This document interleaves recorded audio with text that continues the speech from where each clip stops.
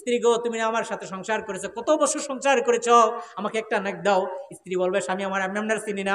আপন সন্তান নিয়ে বলবেন, বাবা আমার একটা নেক দাও। কি আপনার বাবা, আমি তো আপনাকে চিনি না।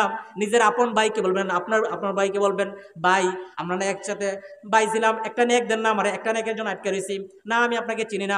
এমন একটা পরিস্থিতি হবে, ওইখানে কোনো কি নাই, কারো কোনো এরকম ভাবে দেওয়ার সুযোগ নাই। কিন্তু যদি এরকম দুনিয়াতে দেখে যেতে পারেন, তাহলে এরকম ভাবে আপনার সদকা জারিয়া, সন্তান সদকা জারিয়া। 2 নাম্বার, মসজিদ মাদ্রাসা দান করে গেছেন, হুজুর আমি তো চলে গেলাম, কিন্তু আপনার সাধ্য অনুযায়ী আজকের মাহফিলে মনে করেন আমি আমার সাধ্য হুজুর 50টা টাকা, তো যার যত আছে জান্নাতের দাম তত। একজনকে প্রশ্ন করা হয়েছে, হুজুর জান্নাতের দাম কত?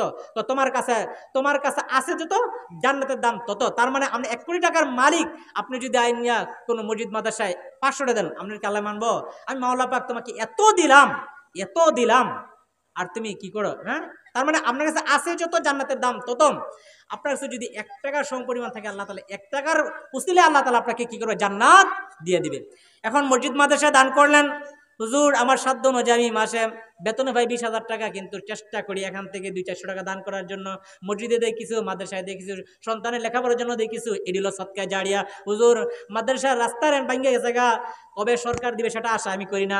আমি কি করলাম, সন্তানদেরকে নিয়ে কিছু টাকা খরচ করে 1,000 টাকা দিয়ে রাস্তাটা নির্মাণ করে দিলাম।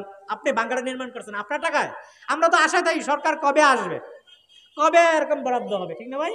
কিন্তু আপনি কি করছেন, নিজে এরকম কিছু টাকা খরচ কইরা এই যে কাজটা করলেন, এটা হলো সদকায়ে জারিয়া। এরকম ভাবে একটা গাছ লাগাইলেন, আপনি চলে গেছেন, প্রতি গাছের নিচে বৈশা এরকম ভাবে ঠান্ডা বাতাস, ঠান্ডা খায়, এই হলো সদকায়ে জারিয়া। ফল আপনি খান না, ফল মানুষ খায়, এটা হলো সদকায়ে জারিয়া। আরেকটা আমল হলো, তুমি এমন আলেম শিখো যে আলেমের মাধ্যমে হাজার হাজার ছাত্র হবে। হুজুর আমি বড় আলেম হতে পারি নাই, কিন্তু আপনার সন্তান কি হয়েছে? আলেম হয়েছে। আপনার সন্তান আলেম হয়েছে, এই সন্তান আলেম হওয়ার পরে কি সে তো বসে থাকবে না, সে আরো ছাত্র বানাবে, আর তার আরো ছাত্র হবে, তার আরো ছাত্র হবে। যেই ছাত্রটা চলে গেছে, এখন তো তার হাজারো ছাত্র রয়ে গেছে। মৌলানা মুফতি এই আপনার আহমদ শফি নাম শুনছো তো, তাই না? সারা বাংলাদেশ এক সময়, আচ্ছা উনি তো চলে গেছে না? যারা চট্টগ্রাম গেছেন মাদ্রাসায়, হুজুরের কবরটা একদম একবারে কবরটা মসজিদের পাশে, ওনার লক্ষ লক্ষ ছাত্র, আর এই লক্ষ লক্ষ ছাত্র কি করে? দোয়া করে না? তাহলে এটা হলো সদকায়ে জারিয়া। কথা বুঝছেন? তাহলে কয়টা বললাম? একটা হলো নিজের সন্তান নাই, নাই নাতি মাদ্রাসা দিচ্ছেন।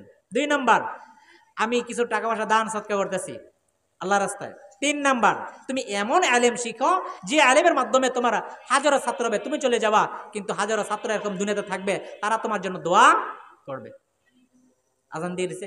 যাই হোক, যে কথাগুলো বাবারা বললাম, আল্লাহ আমাদের সকলকে মানুষ বানিয়ে দুনিয়াতে যাওয়ার তৌফিক দান, আমিন।